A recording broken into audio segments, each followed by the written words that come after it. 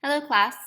So, this week we are going to be looking at the Central European monarchs. Okay, we're again looking at this idea of absolutism, but this week we're going to focus a little bit on the Habsburgs and later on Prussia. Prussia is like modern day Germany and a part of Russia as well. Okay, so we have three objectives this week. First objective, describe the 30 Years' War. So by the end of this week, you should be able to discuss what is the 30 Years' War. Second, describe the growth of the Central European states. So discuss how the Habsburg monarchy sort of rose up and was able to grow. The third objective, identify the conflicts between Prussia and Austria. So the two main powers in the center is going to be that Habsburg family and the Prussian family. So the first thing that we're going to look at is we're going to look at the 30 Years' War. Now, the 30 Years' War, this is a religious war, okay? We have Protestants and Catholics are battling it out, okay? Now, we have a rising tension between the Lutherans. Now, if we remember, Luther and Lutherans, they are part of what is today Germany, and the Catholics in Central Europe. These are not taught, we're not talking about the Catholics in France yet or the Catholics in Spain. We're talking about Central Europe. We're talking about the Habsburg family, okay? That would be today what is known as Austria, okay? So it's basically sort of a battle between Austria and Germany, okay? What ends up happening is we have the Catholic Habsburg family. They are the rulers of what is today known as Germany. And many of these Protestants, they're not happy about it, okay? We have many Lutheran Protestants in Germany who are being oppressed because they're Protestant. And so they start to revolt against the Habsburg family. This actually ends up being the starting factor of the 30 Years' War. Now, it sort of starts mostly for religious reasons, but it's not only a religious war. We also have a fight over land, so the Habsburgs want to expand their control, and it also is a fight for power. Eventually, we're going to have the French coming in, and the French, they are also Catholic, but they do not want to have the Habsburg family taking over all of Central Europe. That is going to be a threat to France, okay? So some of the Habsburgs' triumphs in the 30-Year War, it happens from 1618 to 1630. We have Habsburgs, they end up winning a lot of victories in this area, the northern area. So as you can see, we have a lot of intervention. That is sort of the blue area, okay? But generally, the Habsburgs are able to dominate during these years.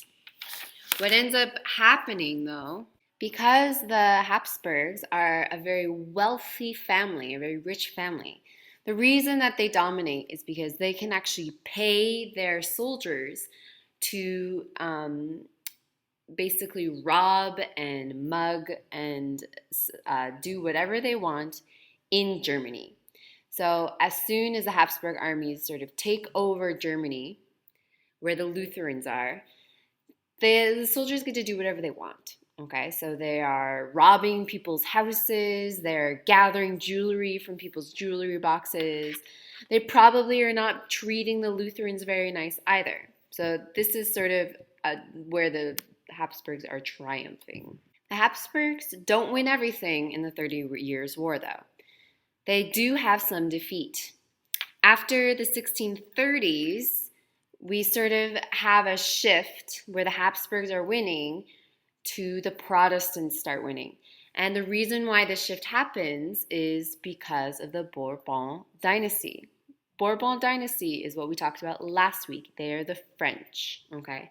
Bourbon dynasty includes Louis XIV. This is happening before Louis XIV. What's happening with the 30 Years' War is we have that cardinal that sort of takes over Richelieu. Sorry, I messed that one name up. Okay, but the cardinal we talked about in last week's chapter, he actually comes to the rescue of the Protestants. Now, if we remember, France is Catholic. So, my question to you, this is your first question, is why did this French cardinal, who is Catholic, go fight with Protestants against the Habsburg family, who are Catholic? Okay, that is your first question. We do eventually have peace, though. This peace comes at a cost.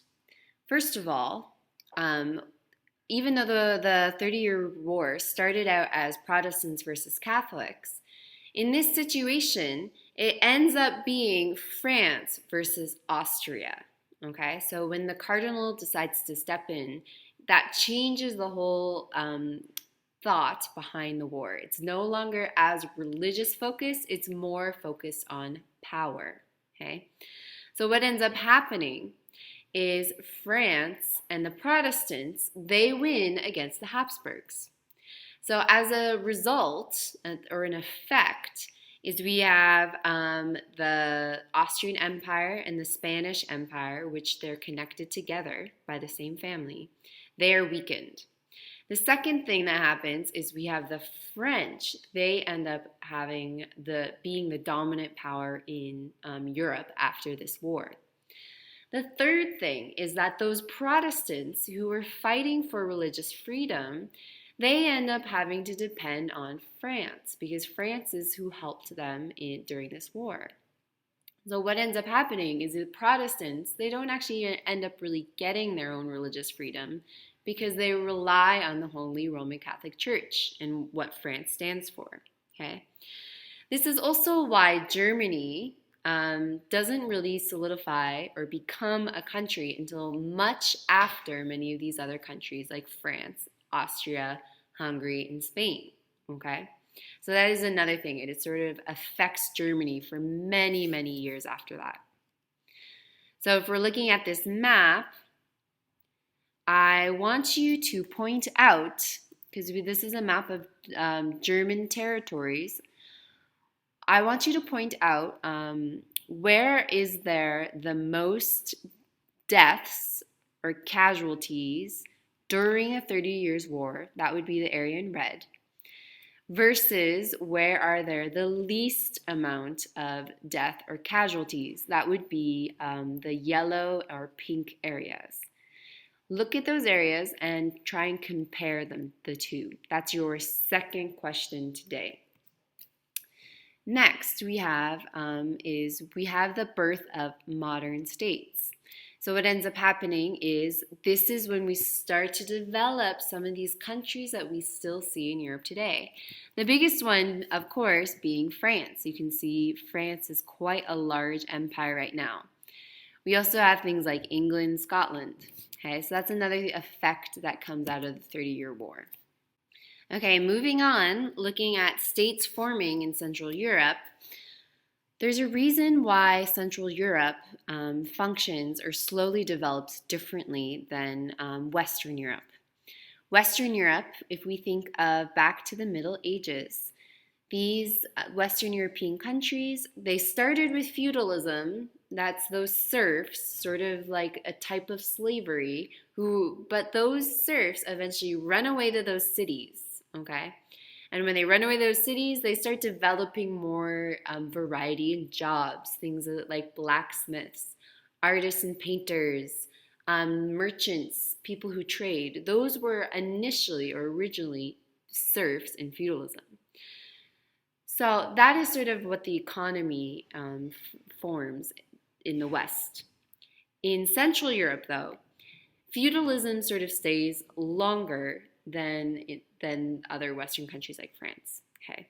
Now, when feudalism stays longer, that means that most of their economy is still based on agriculture, having those serfs work the land, for the noble who sort of takes what they want, okay? That means that a lot of these smaller central areas, they have small territories with these nobles or small kings. This means that they have several small but weak empires, okay? So unlike Spain, which is a vast empire, or France, which is a vast empire, or England, they are all made up of these teeny little empires. And you can see that sort of in the map that I'm showing you right now. Okay, so you can see that this isn't a unified area. There's many small areas. The second thing is that land-owning nobles in Central Europe, because there's all these small territories, the power is distributed. That means all these nobles are keeping on to their power, which means that there's a hard time for an absolute king to sort of come into power in Central Europe. Lastly, the Ottoman and the Roman empires, they are also weakening at this time. This is a slow shift towards weakening. What ends up happening is that Austria is one territory that starts to grow stronger. And the reason is because of the Habsburg family. They sort of start as a smaller territory in Central Europe, and eventually they start taking more and more land for their family, okay? They are sort of going to be one of the first empires that come out of Central Europe. So it mostly starts with Charles VI, okay? So Charles VI, he finds it sort of difficult to keep taking land. The reason is that Central Europe is so full of many different types of people. We don't only have Austrians or Germans in Central Europe. We have people like the Czechs, the Poles, we have Hungarians, we have Bohemians. These are all different people groups that speak different languages and have different cultures. But eventually, we have another person comes into power. This is Maria Theresa. She ends up inheriting the Austrian throne. And while she's in power, Austria faces a lot of war. And the reason they face war is they're sort of trying to capture up land from these different territories. So the last sort of absolute monarch family we're going to talk about today. So just to recap, we have the 30 Years' War. Then we were discussing how the Habsburg family gained power. Third, we're going to be looking at Prussia. Prussia, again, is what we call part of modern day Germany and part of Russia, okay? Now, there's a different family that sort of takes control in this area. And I'm probably going to mess up the name, but I'll try my best. The Hohenzollern rulers. This is another family. And they sort of capture, again, they do the same thing. They started with a smaller territory. They start capturing all these territories, taking them in and making their land bigger, okay? They sort of call themselves absolute monarchs, even though a lot of these nobles, the nobles would be sort of the leaders of these territories, okay? They do not like it that their power is being taken away. So how the nobles respond, some of them resist the power of this family, but others, because this family is a little bit rich, they end up actually paying off the nobles, okay? So in order to sort of take absolute power, they're paying these nobles off, okay? We have Frederick the Great. He ends up becoming the king of Prussia. He enforces the idea of military, okay? But he softens some of his laws when it comes to taxation, okay? So, as we see so far, this family, they are absolute monarchs. They buy off nobles, okay? Or they sort of reduce nobles' power. The third thing that they do is they make sure they have a strong military to protect themselves and their family, okay? We have another war. This war is called the War of Austrian Succession. And this war is between Prussia and Austria. So those two families we just talked about, the Habsburgs and the Hohenzollerns, they are fighting each other, okay? And in 1740, that is when this war starts. And basically, Prussia wants to take this yellow region on the map. It's called Silesia. This belongs to Austria, but Prussia wants it. At the end, even though Austria doesn't really lose, in the treaty, they give that land over to Prussia. The last thing that this sort of chapter talks about, briefly at the end, is the 7 Years' War.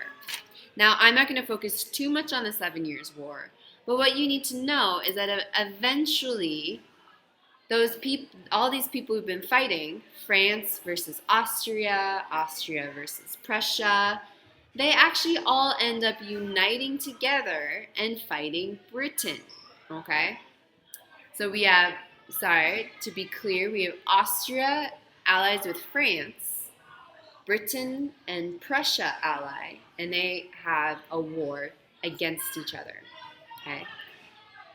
In 1757, Frederick launches this attack on Saxony. Saxony is a part of Britain. This is how the war begins. What ends up happening is we do see that France and Austria, they are the losers of this war. They end up losing a lot of their colonies in North America. Britain, on the other hand, gains. They gain India. Okay, so up until this point, India was more of a French Dutch settlement. So just to be clear, you have 2 questions you need to answer on this lecture. You can either answer it on the YouTube comment below or bring it to class. Okay.